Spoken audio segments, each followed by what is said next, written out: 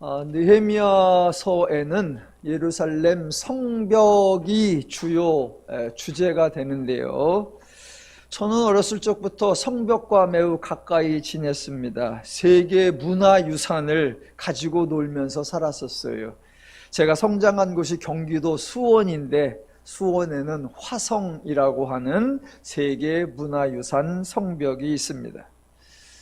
어린아이였을 때, 그때는 아직 화성이 세계문화유산으로 지정되기 전이었었어요. 그래서 관리가 좀 소홀했었습니다. 제대로 보수가 이루어지지 않았었고, 성벽 가까이에 사람들의 집들이 붙어 있어서 어디가 성벽이고 어디가 가정집 벽인지 구분이 안 되는 그런 구역도 있었고, 동서남북에 있는 사대문은 실제로 사람들이 드나드는 통로로 사용되기도 했었고, 종종 무협 영화 촬영을 하기도 했었습니다. 저는 집 근처에 성벽이 있었으니까 성벽을 넘어가기도 하고, 성벽 위를 걸어 다니기도 하고, 성벽과 시설물들 사이에서 술래잡기, 숨기 장난도 하고, 그래서 화성 성벽이 저와 친구들의 놀이터였습니다. 그 성벽이 중요한 건축물인지 문화적 가치가 있는 것인지 전혀 알지 못했고, 그저 낡은 돌덩이를 쌓아놓은 벽, 그렇게만 여기고 있었습니다.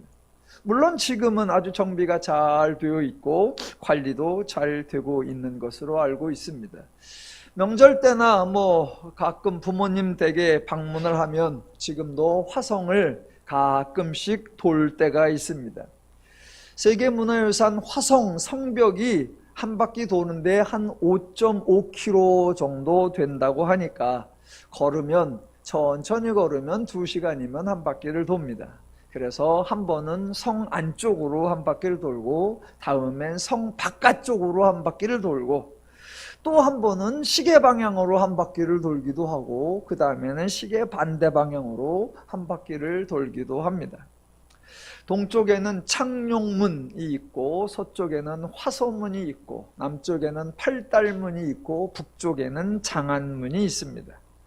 화성을 대표하는 유명하고 아름다운 장소로는 화홍문이라고 하는 7개의 아치가 있는 아름다운 수문이 있고요. 바로 그 옆에 너무나 멋진 작은 정자 방화수류정이 있고요.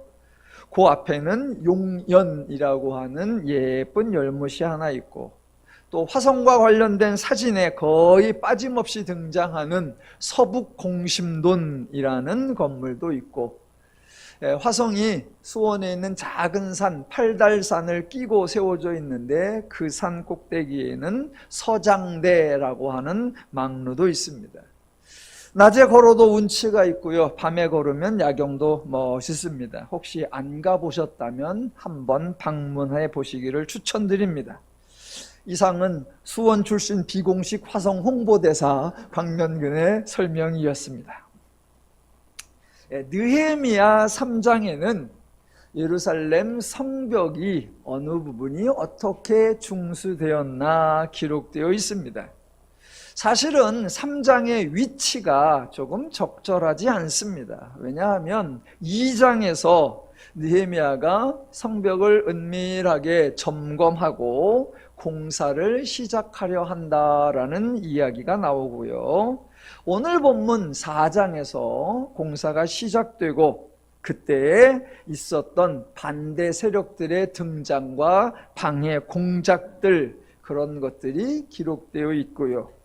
6장에 가서야 드디어 성벽 공사가 52일 만에 끝났다라는 기록이 나옵니다. 그러니까 성벽의 어느 부분을 어느 지파 어떤 사람이 어떻게 중수했다라는 기록은 굳이 순서를 따지자면 6장 다음에 나와야 적절할 것 같습니다. 다만 공사를 하기 전에 성벽의 어느 지역이 또는 어느 부분이 보수가 필요한가를 설명하면서 동시에 그 지역, 그 부분을 결과적으로 누가 어떻게 담당했었나라는 걸 3장 앞에다 기록해 놓은 것도 큰 무리는 아니다라고 생각이 듭니다.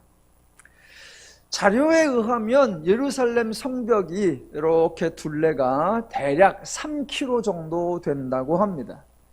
제가 앞서 화성이 한 나라의 수도, 왕의 도읍지로 정해지는 새로운 화성의 성곽이 대략 5.5km 정도 된다고 했으니까 예루살렘 성벽이 3km라고 하면 화성보다 조금 작고 화성의 절반보다는 조금 넘는 그런 규모가 되고요.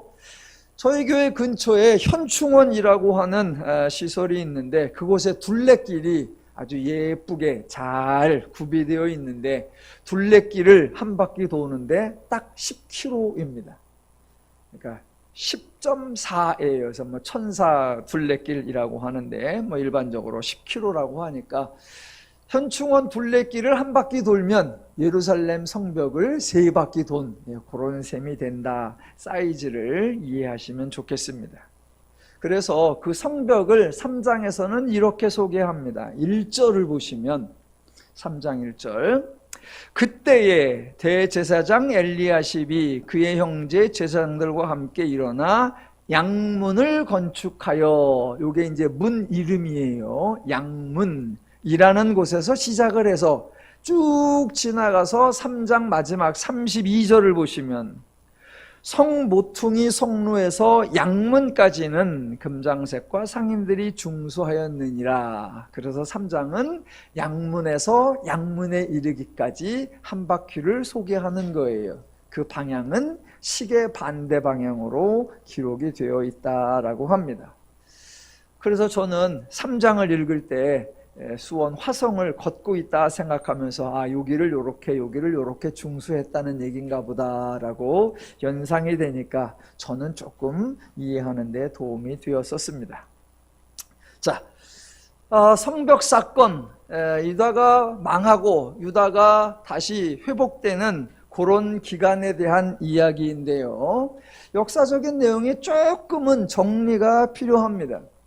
여러분이 아시는 대로 유다가 망했었고 왕을 포함한 유력한 인사들이 바벨론으로 끌려갔었습니다.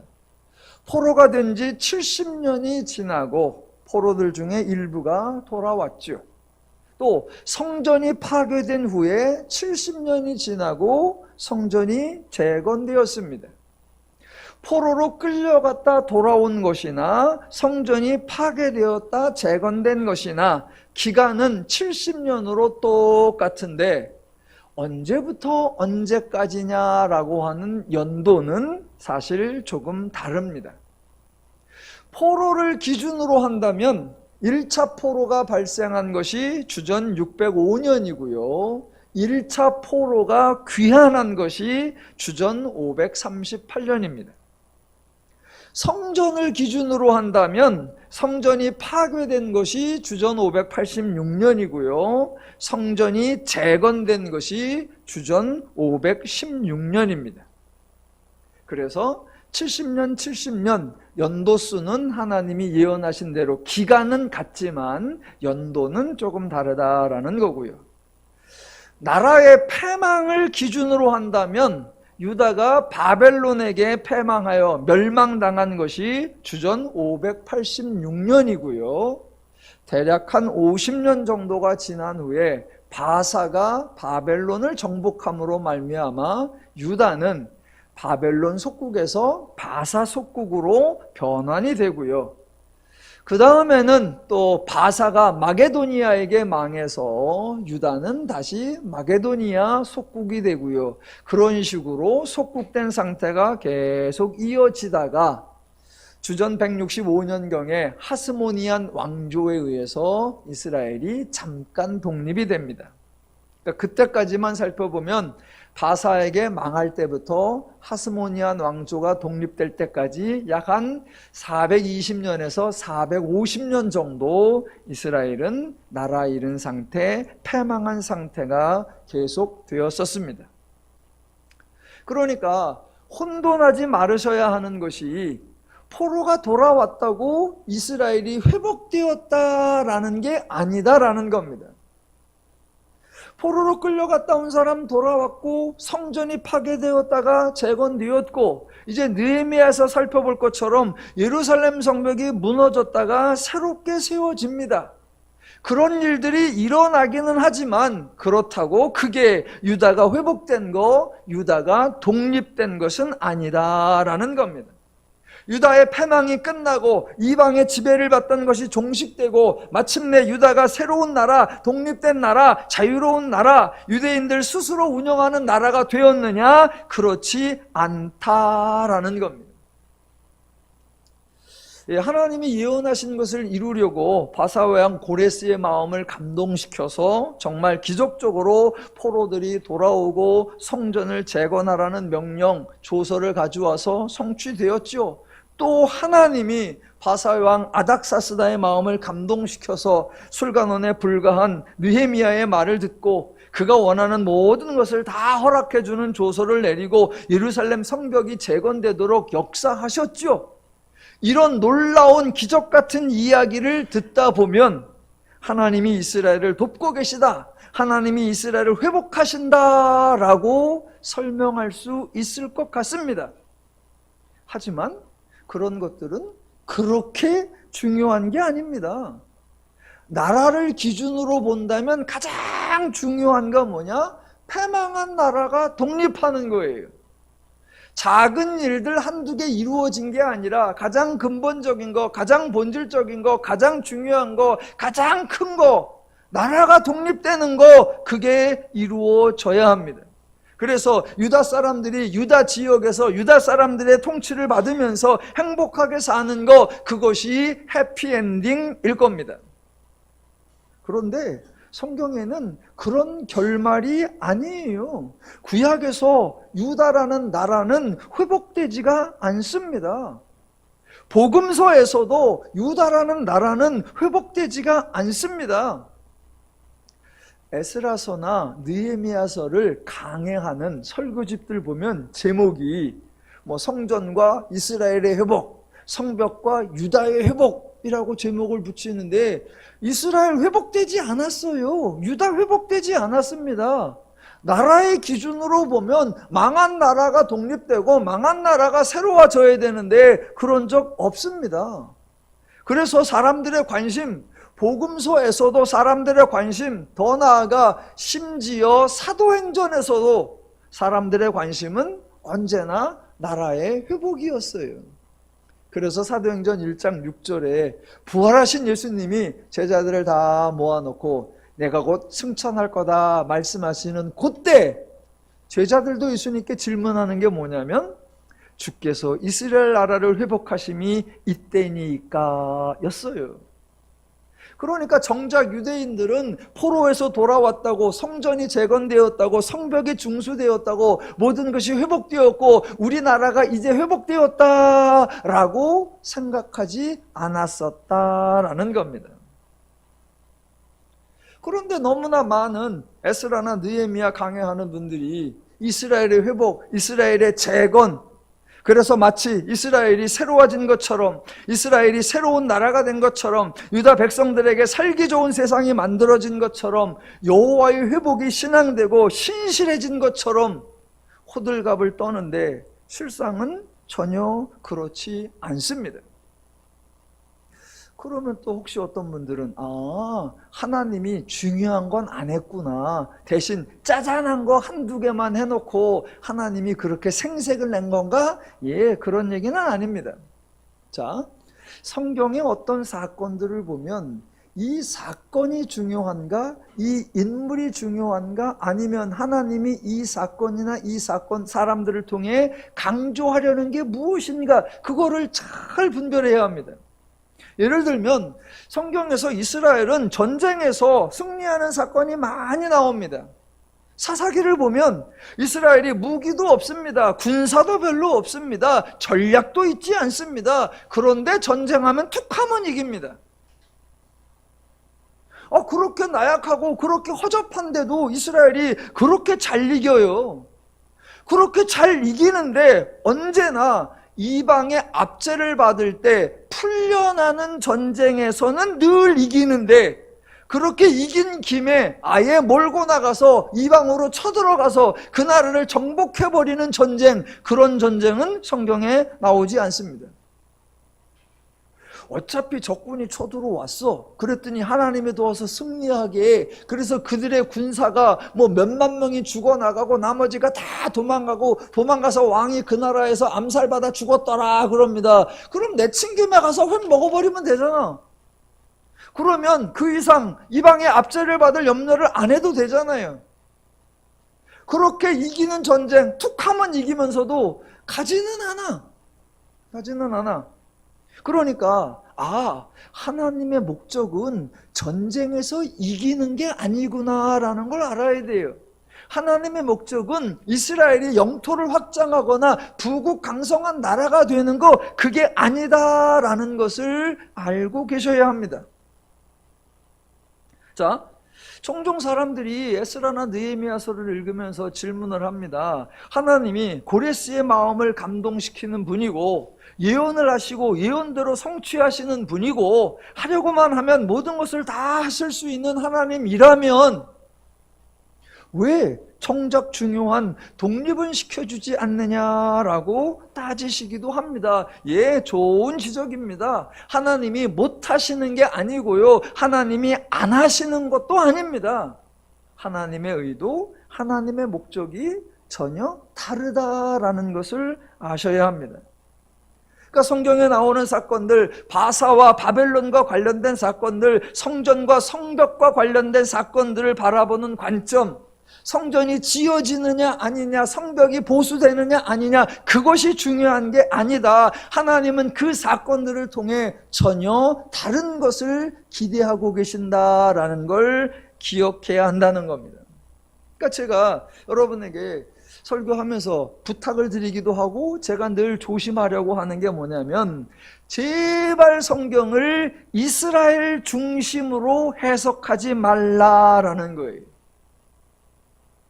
하나님은 모든 인간의 하나님이십니다. 그러니까 당연히 하나님의 사역은 모든 인간을 대상으로 하는 겁니다. 어느 민족에게는 유리하게 하시고 어느 민족에게는 불리하게 하시면 안 되죠. 하나님이 어느 나라를 번성하게 하려고 어느 나라를 폭망하게 하시면 안 됩니다. 하나님이 아브라함을 선택하여 이스라엘을 세우신 거, 그건 분명한 사실입니다. 하지만 그 선택은 이스라엘만을 위한 것 절대로 아니라고 했습니다. 이것을 왜곡하고 강조하는 집단이 이스라엘이고 유대교이죠. 그래서 자신들은 하나님의 선민이라고 하고 하나님은 자신들만의 하나님이라고 하죠. 그래서 하나님은 오직 이스라엘만을 위해서 역사하신다라고 주장하지요. 그래서 유대교의 하나님이 배타적인 하나님이라고 비난을 받는 겁니다. 그러니까 기독교는 성경을 읽으면서 이스라엘과 관련된 이야기를 설명을 하면서 유대교 같은 내용, 유대교 같은 주장, 유대교 같은 해석을 하면 절대로 안 됩니다. 혹시라도 유대교와 비슷한 주장을 하려면 기독교를 하지 말고 그냥 유대교를 하시면 됩니다. 그러니까 하나님이 아브라함을 택했고 아브라함의 후손들이 이스라엘이 되었다라고 하는 건 분명한 팩트예요. 그것은 이스라엘만을 위한 것이 아니라 모든 인간에게 하나님을 계시하기 위한 샘플 만들기라고 설명을 드렸었습니다. 인간이 불행하고 인간이 힘들어합니다. 그러면 그 원인이 무엇일까? 사람들은 다양한 것을 지적하겠지만 하나님은 죄 때문이다라고 정확하게 말씀해 주시고, 인간이 행복하게 살기 위해서는 죄를 따르는 것이 아니라 하나님을 따라야 한다라고 가르쳐 주시는 거예요. 하나님을 따르면 산다. 요거는 하나님을 경배한다, 하나님께 제사를 드리고 예물을 바친다, 하나님을 위해 내 삶을 포기한다, 이런 것들이 아니라 내가 살아갈 때에 하나님의 마음, 하나님의 심정, 하나님의 원리, 하나님의 기준, 하나님의 가치, 하나님의 방식, 하나님의 능력으로 산다라는 것을 의미하지요. 죄를 따르지 않고 하나님을 따르도록 하게 하기 위하여 하나님이 계시 사역을 행하는 겁니다. 하나님의 계시를 배워야 할 자가 누구라고요? 모두요. 이스라엘과 유대인, 이스라엘과 이방인, 모든 죄인 다입니다. 그래서 구약의 모든 사건들이 하나님께서 모든 죄인들에게 하나님을 알게 하는 계시 사건들이었습니다. 그게 구약의 마지막 부분에서도 마찬가지예요. 이스라엘의 패망, 이스라엘의 귀환, 포로 귀환, 그 다음에 성전의 재건, 성벽의 중수, 이 모든 사건들도 하나님을 알게 하기 위한 계시의 수단이에요. 그러니까 성벽이 중요한 게 아니고 성전이 중요한 게 아니고 그 과정 속에 하나님을 알아야 하고 하나님을 알아야 하는 대상은 모든 인간이다라는 겁니다. 느헤미야서에 성벽을 쌓고 성벽을 고치고 성벽을 완성하는 일이 나오는데 하나님은 성벽을 중요하게 여기는 게 아닙니다. 성벽이 꼭 세워져야 한다 그렇게 주장하시는 것도 아니에요. 다시 한번 강조합니다. 성벽 사건을 통하여 하나님은 계시를 행하시고 계시는 거예요. 그러니까 계시의 3요소, 사람들이 생각하기에 불가능한 사건, 사람들이 생각하기에 가능성이 없어 보이는 사람들이 생각하기에 이루어질 것 같지 않은 방식, 이 삼중적 부정적 요소를 넘어서서 하나님이 말씀하신 걸 이루어내시는 것을 보고 듣고 경험하면서 하나님을 아는 것, 그게 중요합니다. 자, 지금 이스라엘 백성들이 나라가 망해 있어요. 포로로 끌려갔었어요. 세월이 한참 흘렀어요. 포로들이 돌아왔고 어찌어찌 하다가 지금 성전이 지어졌습니다. 그 이후로 지금 한 70년이나 80년이 흐른 지금 이 상태에서 여러분, 사람들이 성벽을 중요하게 여길까요? 그들이 살면서 성벽을 세우자라고 마음먹는 사람들이 있을까요? 없습니다. 아무도 없어요. 백성의 입장에서는 나라도 망해서 먹고 살기도 힘든데 지금 내 한 목숨 유지하고 내 가족들 부양하는 것도 힘든데 무슨 성벽이 의미가 있고 성벽 세우는 게 뭐가 그렇게 급하겠습니까? 아니, 성벽에 비하면 훨씬 더 소중하다고 생각될 수 있는 성전을 세울 때도 유다 백성들 별 관심이 없었어요. 별로 반가워하지 않았었습니다. 아무도 성전 지을 생각을 하고 있지 않으니까 하나님이 고레스를 감동시켜서 성전 지을 사람 돌아가게 하고 성전 지으라고 왕이 명령을 내려주고 거기에 필요한 모든 재물도 왕궁에서 준다라고 했어요. 그런데도 성전이 잘 안 지어져요.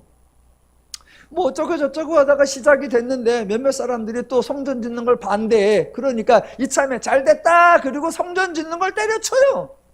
그래서 성전 공사가 중단돼요. 아무도 시작을 안 해. 그렇게 중단된 지가 1년이 지나가고 5년이 지나가고 10년이 지나가고 16년이 지나가요.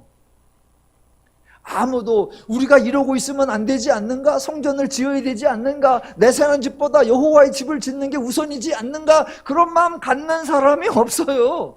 없어. 그러니까 한 16년쯤 지날 때 하나님이 이번에는 학개 선지자를 불러서 그로 하여금 또 백성들을 설득하게 해서 기어코 성전이 지어지게 하는데 사람들이 얼마나 성의가 없는지 성전이 겨우 지어져 가지고 지어지긴 했는데 너무나 보잘것없어서 자기들이 지어놓고도 에게. 여러분, 성전에 대해서도 사람들이 그렇게 간절한 마음이 없었습니다. 그런데 성벽을 꼭 지어야 되겠다, 성벽을 폼나게, 성벽을 아주 멋있게 열심히 지어야 되겠다, 그런 생각을 하고 있겠냐고요.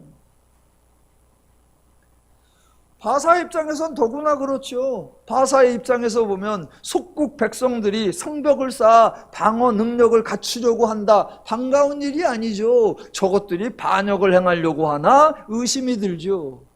그러니까 느헤미야가 공사 시작할 때 반대자들이 와서 느헤미야에게 지적한 말이 그거였죠. 느헤미야 2장 19절. 너희가 하는 일이 무엇이냐? 너희가 왕을 배반하고자 하느냐? 예. 그러니까 성벽 재건은 백성에게서 나온 계획이 아니라 하나님이 계획하신 것입니다. 그리고 이 일을 위하여 하나님이 부르시고 세우신 사람이 누구냐? 느헤미야입니다. 느헤미야가 어떤 사람이에요? 예, 성벽과 아무 관련이 없는 사람, 백성의 지도자로서 전혀 어울리지 않은 사람, 그동안 백성들과 함께 생활하지도 않았고 백성들과 공감하지도 않았고 그래서 백성들에게 신뢰를 얻은 적도 없고 백성들을 위해 리더십이나 영향력도 전혀 없는 사람, 그리고 토목공사와 아무 관련도 없어서 이 일을 해낼 수 있는 어떤 능력도 없는 사람, 그저 술 맛보고 술을 접대하는 술관원일 뿐인 사람입니다. 아니, 성벽 공사에 여러분 뽑으라고 하면 이런 술상무 뽑으시겠어요? 그러니까 사람들이 생각지도 않는 성벽 공사를 하나님이 계획하고 사람들이 전혀 어울리다고 생각하지 않는 술관원을 담당자로 세우는 거예요.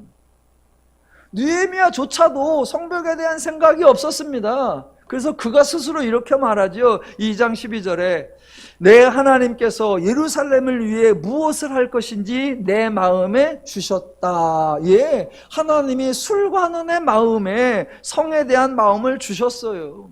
그 마음을 주셨으니까 느헤미야로 하여금 그 일이 가능해질 수 있도록 누가 도우셔야 한다? 하나님이. 그래서 느헤미야가 하나님의 선한 손이 나를 도왔다라고 해서 아닥사스다가 느헤미야의 말을 듣게 하시고 아닥사스다가 느헤미야 요구를 다 들어주게 하시는 거예요. 그러니까 지금 중요한 것은 예루살렘 성이 아니고 성벽이 아니라 하나님이 성벽 사건을 통해 하나님을 계시하는 분이구나, 그거예요. 그 당시 상황적으로 어느 누구도 성벽을 세우고자 하는 마음이 없었고 어느 누구도 성벽을 세울 준비를 한 사람이 없었고 어느 누구도 성벽 세워지는 것이 가능하다고 여긴 사람이 없어요. 유다 사람들도 그렇고 주변 사람들도 그렇고 성벽을 세운다고? 그게 가당키나 해? 라면서 성벽 세우려는 사람들을 비난하고 조롱하고 야유하고 깔보는 말, 그게 오늘 본문 4장 1절 이하에 나오는 거예요. 한번 읽어보시죠. 산발랏이 우리가 성을 건축한다 함을 듣고 크게 분노하여 유다 사람들을 비웃으며 자기 형제들과 사마리아 군대 앞에서 일러 말하되 이 미약한 유다 사람들이 하는 일이 무엇인가? 스스로 견고하게 하려는가? 제사를 드리려 하는가? 하루의 일을 마치려 하는가? 불탄 돌을 흙 무더기에서 다시 일으키려고 하는가? 아이고, 그래, 혹시 니들이 성벽을 짓는다고 하자. 그 성벽이 어떨까? 4절 암몬 사람 도비아는 곁에 있다가 이르되 그들이 건축하는 돌 성벽은 여호가 올라가도 곧 무너지리라 하더라 입니다. 예, 이거 과장이 아니고요, 이거 엄살이 아니고요, 그냥 정확한 사실입니다. 그러니까 유다 사람들 중에 아무도 현실적 가능성이 없기 때문에 성벽 세우자 말 꺼낸 적도 없고, 그걸 한다고 하니까 사람들이 한번 해봐, 힘써봐, 노력해봐, 수고해봐가 아니라 그게 될 것 같냐? 다 비웃고 있어요. 심지어는 지난주에 말씀드렸듯이 느헤미야가 이러고 있을 때 지금 유다를 통치하고 유대를 관리하고 있는 총독이 누구냐? 그 유명한 에스라입니다. 그런데 에스라도 성벽에 대하여 이런 만구도 하지 않고 있습니다.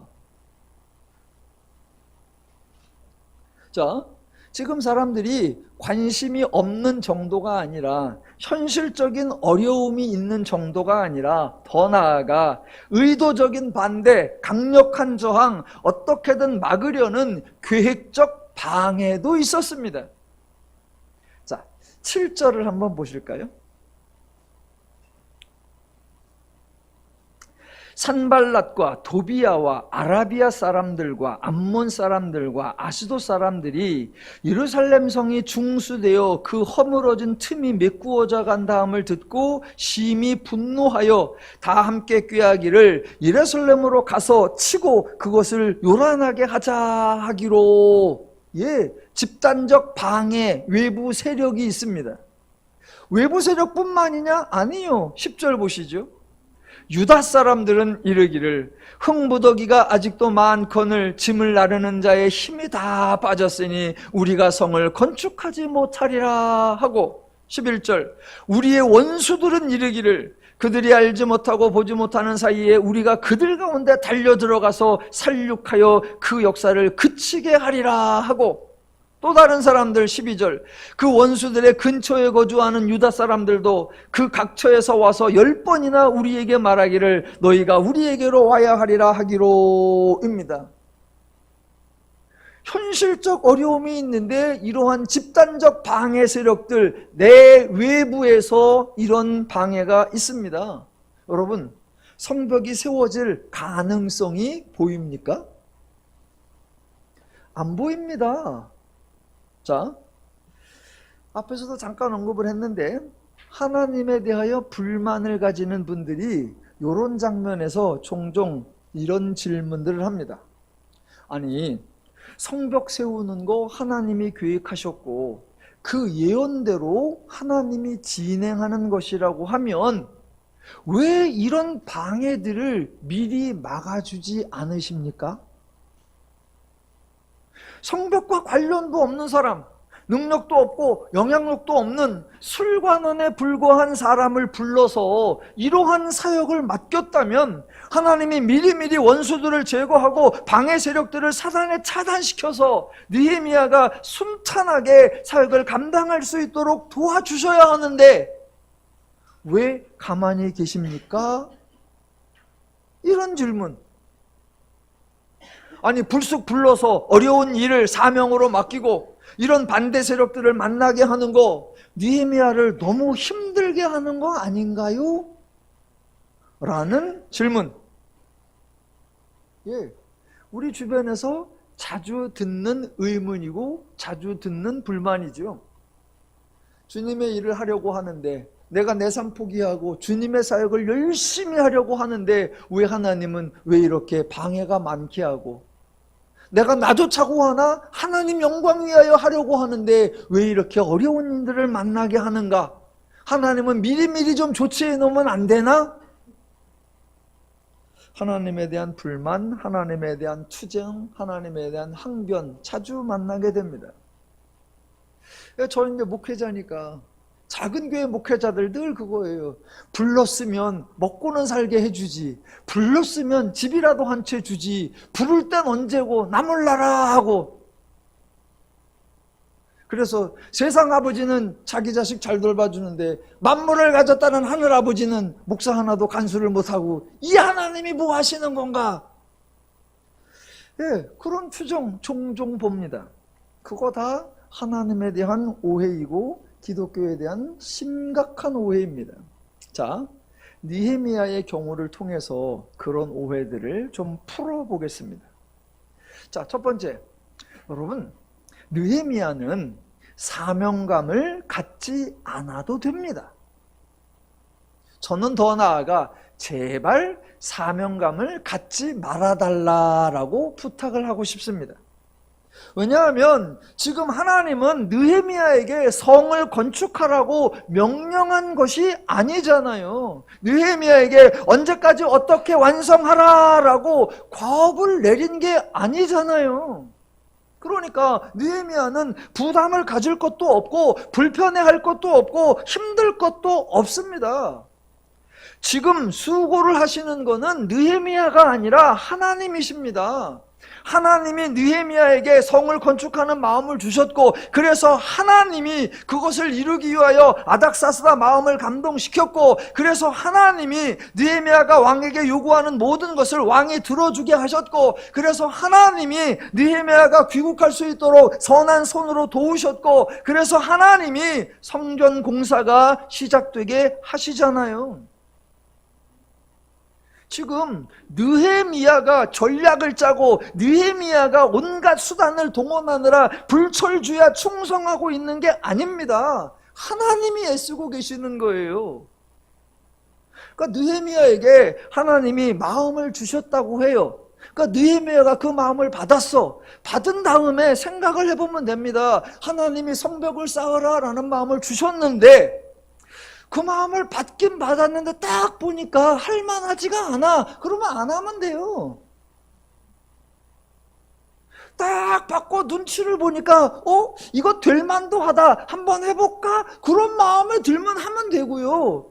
받기는 받았는데 이거 영 아니요. 그래서 못할 것 같아요. 그러면 안 하면 돼요. 안 하면 왜? 하나님이 너 이거 반드시 해놔라 그렇게 명령한 적 없고요. 내 말대로 행하지 아니하면 너는 죽는다 하나님이 위협하신 적도 없습니다.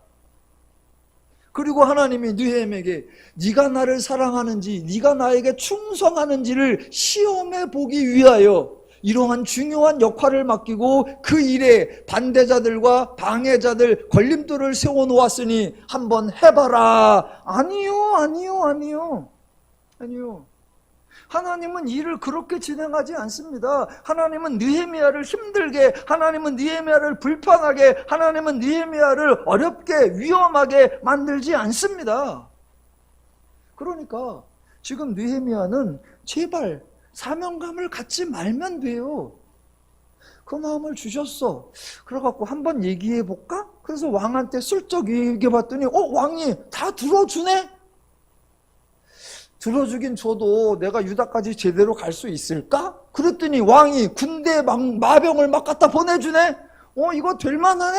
그러면 하는 거예요. 갔더니 막 엄청난 반대가 있어서 못하겠어. 그러면 때려치는 거예요. 어려울 게 하나도 없습니다. 지금 하나님에게 중요한 건 성벽이 전혀 아니에요. 하나님이 성을 건축하는 거, 성벽을 세우는 거 말씀하셨다고 해서 가능한 빨리, 가능한 튼튼하게 성벽을 세우는 게 최우선 과제 아닙니다. 아니에요.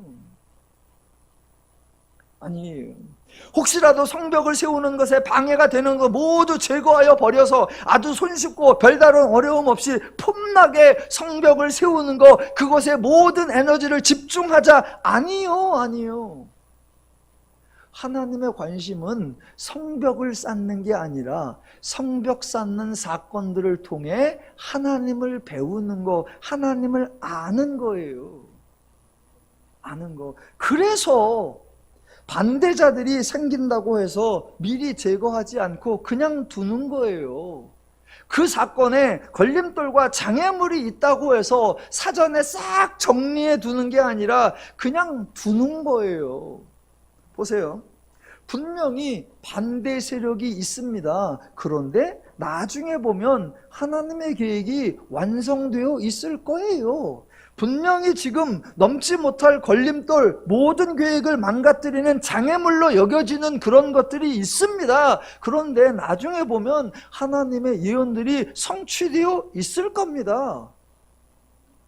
여러분, 얼마 전에 지금 느헤미야가 등장하여 성벽 공사를 하기 전에 한 대략 7, 80년 전에 성전 재건 사건을 통해서 확인이 되었었잖아요.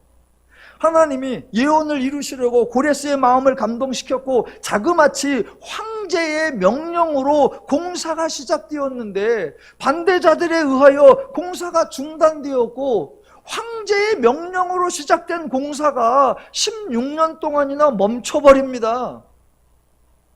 그래서요, 하나님이 너희들 왜 내 일을 소홀히 하느냐? 너희들 왜 내 성전을 짓는 일에 열심을 내지 않느냐? 하나님이 분노하고 하나님이 징계하고 하나님이 형벌 내렸나요? 아니요. 공사를 16년 동안이나 중단시켜 놓는 방해 세력이 있었죠. 그때 백성들 뭐 했다? 냅둬 버렸어요, 그냥. 우린 하려고 했는데 저놈들이 너무 세. 어쩔 수가 없어서 냅둬 버렸어. 하나님이 벌 안 내렸어요. 하나님이 닥달하지 않았어요. 그냥 두시다가 한 16년쯤 지난 뒤에 하나님이 학기의 선지자를 통해서 백성들의 마음을 설득시키면서 성전을 지어라, 내 예언대로 이루어지는 것을 보아라 라고 하나님이 또 역사를 시작해요. 그러니까 또 공사가 되네. 그러고서 4년이 지나니까 성전이 지어졌습니다. 누가 졌지요? 백성들? 아니요. 하나님이 시작하였고 하나님이 재개하여서 하나님이 완성하신 거예요. 반대가 없는 것이 아니었고 저항이 없는 것이 아니었습니다. 하지만 어떤 반대도 어떤 저항도 하나님의 뜻을 막을 수 없었습니다. 결국에는 하나님의 뜻, 하나님의 계획, 하나님의 말씀이 이루어졌습니다. 그러니까 백성들은 이 모든 과정을 보고 듣고 경험하면서 그렇지, 하나님은 기어코 이루시는구나. 어느 누구도 어느 세력도 하나님을 막아설 수 없구나. 하나님이 이런 분이시니 하나님의 말씀이 옳고 하나님의 뜻대로 살면 되겠구나 라고 배워서 알면 되는 거예요. 성전 공사가 지연된다. 냅둬. 하나님이 일부러 성벽 공사에 반대 세력을 만들지 않고요, 하나님이 의도적으로 느헤미야를 시험해 보려고 장애문이나 걸림돌 설치하지 않습니다. 마찬가지로 하나님이 미리 반대 세력 제거해 두지 않고요, 하나님이 사전에 걸림돌이나 장애물 모두 철거해 두지 않습니다. 지금 하나님은 누군가에게 사명을 주고 그 사람의 사명 감당을 잘 하고 있는지 시험하는 거, 그런 거 하지 않습니다. 느헤미야 입장에서는 반대 세력이든 걸림돌이든 장애물이든 아무 상관이 없습니다. 반대 세력이 있다면 그것을 넘어서는 것도 하나님이 하실 일이고, 걸림돌이나 장애물이 있다면 그것을 돌파하고 기어코 이를 성취해 내실 것도 하나님이 하실 일입니다. 느헤미야는 그냥 편하게 하면 돼요. 하나님이 나에게 성벽을 쌓으라는 마음을 주셨네? 해볼까? 할만하니까 시작했어. 반대 세력이 있네? 넘어가 볼까? 넘어가 지네? 하는데 이번엔 너무 세네? 못 넘어가네? 못하겠네? 그럼 말면 돼요. 말면 돼. 하나님이 이걸 통하여 나를 복주실까 저주하실까 지금 나를 점검하는 거야. 나는 어떻게든 이거를 통과해야 돼. 내 모든 저항들, 모든 반대 세력들을 싹 제거하면서 빨리 이 일을 해내야 돼. 그러니까 힘에 겹도록 죽도록 하자. 그럴 이유가 전혀 없어요. 전혀 없어요. 느헤미야는 할 수 있으면 하고 안 되면 안 하면 돼요. 느헤미야가 하나님이 하라고 했는데 안 해. 너무 장애물이 커서 못할 것 같아. 그러면 느헤미야가 할 수 있도록 그 장애물을 넘어서는 거, 그것도 하나님이 하실 일이에요. 그럼 느헤미야는 또 하나님은 또 나를 도우시는구나. 하나님은 자기가 하신 말씀을 이루려고 또 이렇게 역사하는구나. 하나님은 어떤 상황에서도, 어떤 반대에서도, 어떤 처지에서도 하나님은 기어코 일을 내려내시는구나. 그거예요. 다음에 또 비슷한 일이 발생하면 그때도 하나님이 기가 막히게 했는데 이번엔 어떻게 하시나 한번 두고 보자. 그럼 돼요. 인간이 할 일은 뭐다? 하나님이 하시는 일을 보고 듣고 경험하면서 하나님을 알아가는 거예요. 그것만 하면 돼요. 에이 목사님, 그래도 기왕이면 반대 세력들, 걸림돌, 장애물들 미리 제거해 두셨으면 사람이 일하기가 훨씬 더 좋잖아요. 이렇게 이야기할 수 있습니다. 그런데 그거는 하나님의 의도, 하나님의 목적을 놓치는 거예요. 하나님이 반대 세력과 걸림돌과 장애물을 미리 싹 없애버리면 사람들이 하나님이 나에게 일을 맡기시고 이 일이 잘 되도록 하나님이 형통하게 하셨구나 라고 생각을 할까요? 그렇지 않다니까요. 저와 여러분, 출애굽 사건 때 경험했잖아요. 홍해 사건 때 경험했잖아요. 광야 내내 경험했잖아요. 가나안 들어갈 때 경험했잖아요. 구약 사건 내내 경험했잖아요. 예를 들어 봅시다. 이스라엘을 애굽에서 나가게 하는데, 자, 요날 나가라 라고 1월 14일을 정해주셔서 나가요. 그래서 백성들이 나올 때 하나님이 미리 저것들이 나오다가 지칠까봐 홍해를 미리 열어놓자 해서 딱 열어놨어. 백성들이 오니까 홍해가 열려있어. 그럼 뭐라고 할까? 우리가 날 한번 잘 잡았어. 길이를 택했네. 오늘은 물 없는 날이야. 그렇게 하지 하나님이 하셨다라고 하지 않습니다. 그래서 하나님은 욕을 먹는 거예요. 하나님은 투정을 당하는 거예요. 하나님은 생트집을 잡히는 거예요. 10번이나 기적을 주어서 애굽에서 건져 나왔는데 홍해 앞에 서게 하는 거예요. 앞에는 홍해가 있고 뒤에는 바로의 군대가 쫓아오는 거 두시는 거예요. 그래서 백성들이 매장지가 없어 우리를 데리고 나왔냐, 하나님 앞에 생떼를 쓰는 거 하나님이 당하시는 거예요. 하나님은 그거 당하는 걸 모욕이라고 생각하지 않아요. 그걸 당하면서 백성에게 하는 말, 너희는 가만히 있어 내가 너희를 구원함을 보라. 그러면서 하나님이 홍해를 여시는 거예요. 그래서 백성들로 하여금 하나님이만 하실 수 있구나, 하나님이 우리를 위해서 일하시는구나 라는 걸 보고 듣고 경험하게 하는 거예요. 그러니까 하나님이 못해서가 아니에요. 하나님이 안 해서가 아니에요. 하나님이 의도는 뭐냐? 백성들이 하나님을 보고 듣고 배우게 하려는 거. 근데 우리는 늘 질문이 그거예요. 기왕 열 거 미리 열어놓으면 안 됩니까? 꼭 우리 입에서 험한 말을 나오게 해야 됩니까? 하나님이 그런 거 하나도 미리미리 알아서 못해? 하나님은 건너는 게 중요한 게 아니고, 하나님은 가나안 들어가는 게 중요한 게 아니고, 그 모든 과정 속에 하나님을 배우게 하는 거예요. 그래서 성전을 짓는 거 그게 중요한 게 아니고요, 지금 성벽을 세우는 거 그게 중요한 게 아니에요. 그 사건들 속에 백성들로 하여금 하나님을 보고 듣고 배우고 알게 하는 거예요. 자, 이제 오늘의 핵심으로 가보겠습니다.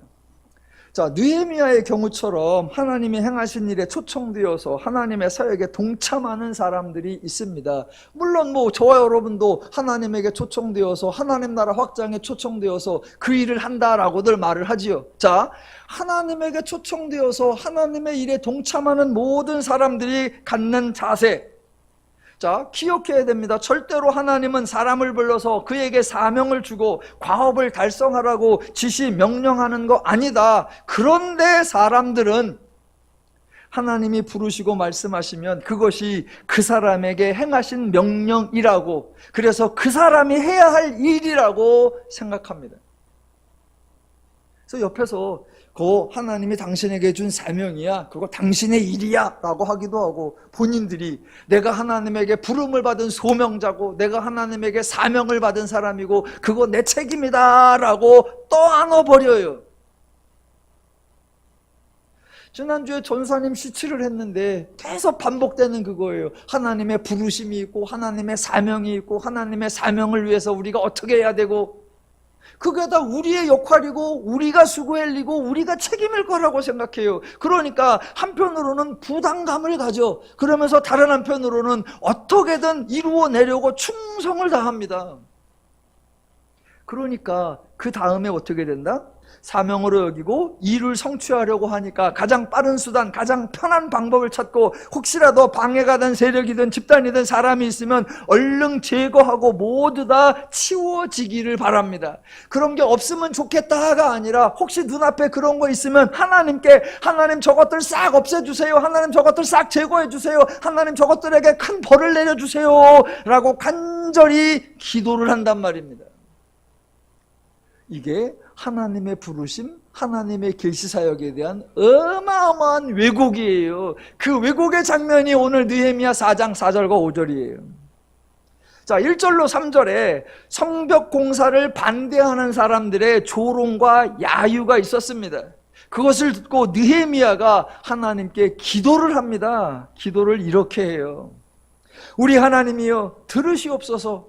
우리가 업신여김을 당하나이다. 원하건대 그들이 욕하는 것을 자기들의 머리에 돌리사 노략거리가 되어 이방에 사로잡히게 하시고, 주 앞에서 그들의 악을 덮어두지 마시며 그들의 죄를 도말하지 마옵소서.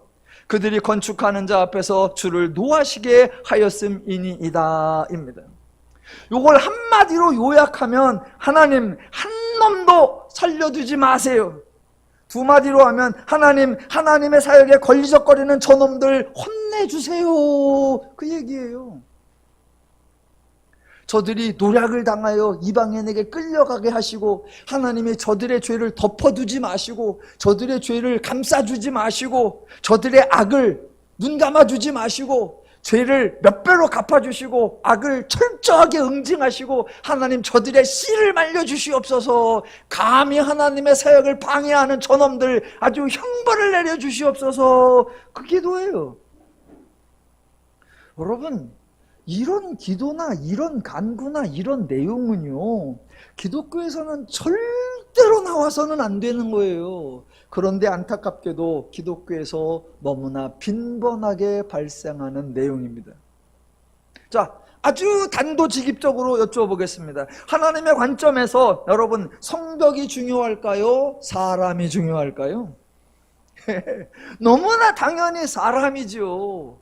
하나님은 아니라 우리 인간끼리도 사업하는 현장에서 일이 있고 프로젝트가 있고 그 일에 행사하는 노동자가 있으면 어느 게 중요합니까? 당연히 사람이죠. 그런데 사람 사는 세상에 하다 보니까 그 일을 달성해내기 위해서 근로자들의 안전은 좀 소홀히 하고 빨리 해내자, 달성해내자 라고만 하니까 사람의 인사사고가 나니까 인권 문제가 발생하고, 그것을 막자고 중대재해방지법이 어쩌고 저쩌고가 계속 나오는 거예요. 죄인들도 그것을 소중히 여기는데 하물며 하나님에게 성벽 따위와 사람이 비교가 되겠습니까? 그런데 그 하나님의 일에 부름받은 사람이 성벽 짓는데 방해된다고 그런 사람들은 욕을 당하고 노역거리가 되고 이방에 끌려가고 악을 덮어두지 말며 죄를 도말하지 말아달라고 하나님에게 단호하게 엄벌해달라고 기도를 합니다. 누구에게? 사람을 창조하시고 사람을 불쌍히 여기셔서 사람을 도와 일하시는 그 하나님에게 이런 기도를 하는 거. 여러분, 이런 만행, 이런 어처구니 없는 기행이 신앙의 이름으로 충성한다는 명분으로 자행되는 거, 그거 정말 무서운 종교의 왜곡이고 우리 일상생활에서도 드러날 수 있는 조심스러운 행동입니다. 여러분, 제가 이 장면을 특별히 느헤미야가 괘씸하다, 느헤미야가 악하다가 아니에요. 죄인들이 너무나 치명적으로 실수하는 거라는 거예요. 여러분, 구약에서 매우 익숙합니다. 요나라고 하는 선지자가 있었죠. 하나님이 니느웨에 가서 경고를 하라고 예언의 말씀을 주십니다. 그런데 요나가 싫다고 안 갑니다. 왜 안 가죠? 그놈들 다 뒤지게 두라는 거예요. 그거 뭘 미리 알려줘서 뭐하러 피할 길을 알려줘. 그냥 다 뒤지게 두세요. 저도 표준말을 쓸 줄 압니다. 다 죽게 두세요. 그러면 실감이 나지 않을까 봐. 다 뒤지게. 그러는 거예요. 하나님이 설득해서 기어코 니느웨로 가서 선포하게 했죠. 니느웨 사람들이 안 들어야 되는데 어머 듣네. 그리고서 왕부터 개까지 다 금식하며 회개를 해서 죽지를 않아요. 그랬더니 요나가 성질을 내는 거예요. 그러면서 하나님께서 내가 이럴까 봐 오지 않으려고 했다고 하나님 앞에 따지는 거예요. 뭐라고? 왜 안 죽이냐고. 여러분, 그게 말이 됩니까? 다 죽여버리지 왜 살려줍니까? 이게 하나님에게 할 소리입니까? 구약에만 나오나요? 아니요. 복음서에서도 어이없게 황당한 발언 나오죠. 제가 자주 소개하는 장면입니다. 예수님이 예루살렘을 향하여 가시다가 사마리아 지역에 들어가는데 그 지역 사람들이 예수님을 받아들이지 않습니다. 그러니까 제자라고 하는 야고보와 요한이 하는 말, 주여 우리가 불을 명하여 하늘로부터 내려 저들을 멸하라 하기를 원하시나이까? 아니, 예수님 가는 길에 방해가 된다고 하니까 아예 불태워 죽이겠다라고 합니까? 이게 할 말이에요?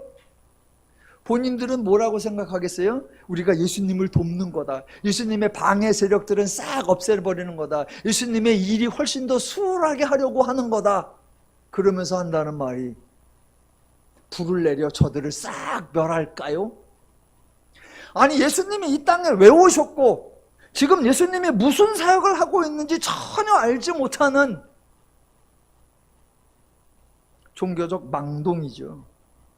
이런 행동들이 종교의 이름으로 충성이라는 명분으로 자행되는 거, 기독교의 어마어마한 여호와 신앙에 대한 어마어마한 왜곡이죠. 저는 느헤미야의 이 말과 느헤미야의 이 행동, 느헤미야의 이 기도에 대하여 단 1%도 긍정적인 평가를 할 수 없습니다. 어느 주석가이든 어느 설교자이든 이 본문에 대하여 느헤미야의 신앙, 느헤미야의 충성이라고 느헤미야를 편들어준다면 저는 수용할 수 없습니다. 여러분, 지금 이런 기도를 하고 있는 느헤미야의 치명적 실수, 느헤미야가 결정적으로 놓치고 있는 중요한 사실이 뭡니까? 하나님은 모든 죄인을 사랑하신다라는 사실입니다. 하나님은 성벽 사건을 통하여 하나님을 아는 계시를 사역을 하고 있습니다. 그러면 이 성벽 사건을 통한 계시를 통하여 하나님을 보고 듣고 배워서 알아야 하는 대상이 누구일까요? 첫 번째 느헤미야, 당연하죠. 두 번째 느헤미야를 포함한 유다 백성들, 당연하죠. 세 번째 누구다? 4장 1절부터 나왔던 산발랏, 도비야, 아라비아 사람들, 암몬 사람들, 아스도 사람들, 그들도 하나님을 알아야죠. 더 나아가 바사의 왕 아닥사스다, 그들도 하나님 알아야죠. 더 나아가 바사의 모든 백성 알아야죠. 더 나아가 모든 죄인들 하나님을 알아야죠. 그래서 1절부터 3절에서 이 사역을 비웃고 조롱했던 사람들, 야 이씨 그게 세워지기라도 하냐? 그게 세워져도 야 여우가 올라가도 무너진다? 그랬던 사람들이 기엽고 성벽이 중수되고 여우가 아니라 사람이 올라가도 무너지지 않는 것을 보면서 아, 하나님은 하실 수 있는 분이었구나. 느헤미야도 그 고백을 하고 대적자도 그 고백을 하고 모두가 그런 하나님을 알게 하는 거, 그게 이 사건의 핵심이죠. 그게 오늘날 우리 신앙생활에서 우리 중에 행하는 여러 기독교적 사역들의 핵심이죠. 하나님이 가장 소중하게 여기는 게 뭐라고요? 사람이 행복하게 살 수 있도록 하기 위하여 하나님은 구약 내내 계시 사역을 행하셨고, 복음서에서 하나님이 친히 십자가와 부활 사역을 행하셨습니다. 누가요? 하나님이. 왜요? 인간 행복하라고.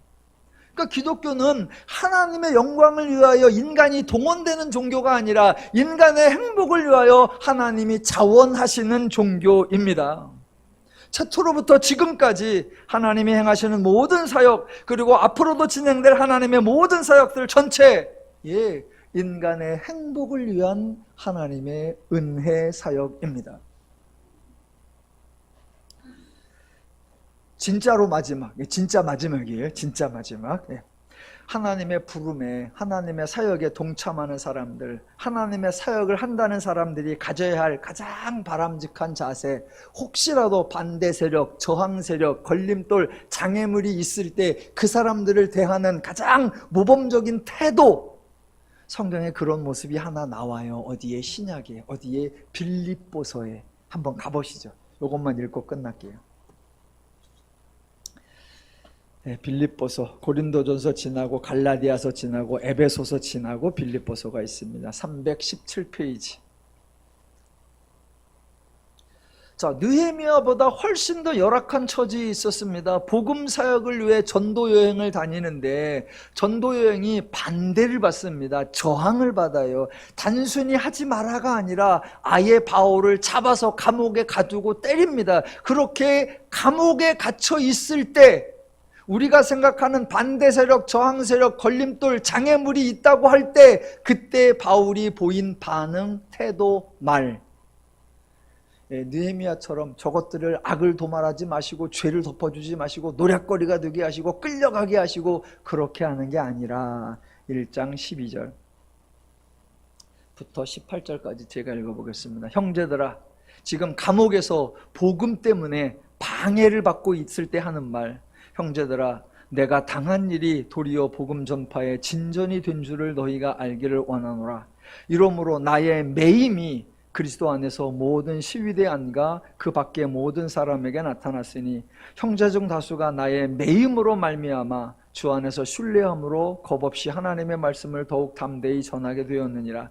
어떤 이들은 투기와 분쟁으로, 어떤 이들은 착한 뜻으로 그리스도를 전파하니 이들은 내가 복음을 변증하기 위하여 세우심을 받은 줄 알고 사랑으로 하나 그들은 나의 매임에 괴로움을 더하게 할 줄로 생각하여 순수하지 못하게 다툼으로 그리스도를 전파하느니라. 그러면 무엇이냐? 거칠애로 하나 참으로 하나 무슨 방도로 하든지 전파되는 것은 그리스도니 이로써 나는 전파되고 또한 기뻐하리라.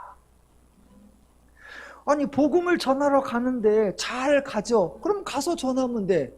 복음을 전하러 가는데 감옥에 갔어. 그럼 감옥에서 전하면 돼. 그건 방해가 아니야. 그건 장애가 아니야. 그거는 저항이 아니야. 이렇게 한다. 이렇게 하면 되겠구나. 여기가 막힌다. 그럼 여기서 하면 되겠구나. 예. 나를 감옥에 가둔 이것들은 다 멸절당하게 하시고 저것들은 다 나 대신 감옥에 들어가게 하시고 거기서 종신형을 살게 하시고 아니요. 예, 바울은 하나님이 나를 이 복음사역에 불러서 하나님이 이 사역을 하고 계시다. 그러니까 이렇게 되는 건 이렇게 하라는 얘기구나. 저렇게 되는 건 저렇게 하라고 하는 거구나. 모두에게 그리스도를 전하고 결국 어떻게든 그리스도가 전파되니 나는 기쁘고 또한 기쁘다. 예, 이런 사역을 뭐라고 한다고요? 누림사역. 예, 우리 더누림교회 성도들 하나님을 더 많이 알아가시고 하나님의 마음과 심정과 기준과 원리와 방법과 능력으로 행하셔서 삶 가운데 하나님의 은혜와 복락을 풍성히 누리며 사시기를 주님의 이름으로 축원합니다. 기도하겠습니다.